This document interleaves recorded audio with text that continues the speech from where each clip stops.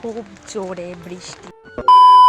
Hello everyone, welcome to my new another mini blog. সকালবেলা ঘুম থেকে ওইটা স্নান টান সাইরা তারপর দেখি পিচ্চি বুড়ারা আমরা বাড়ি তাইছে এত দুষ্টামি করতেছে এক জায়গাত বই না। আর বিকালবেলা এমন বৃষ্টি নামছে, তারপর আমি ছাতি লইয়া বাইরে গেছিলাম গা আমার জেঠুর বাড়ি যাইবার। খুব জোরে বৃষ্টি হইতেছে, খুব জোরে বৃষ্টি হচ্ছে, খুব জোরে।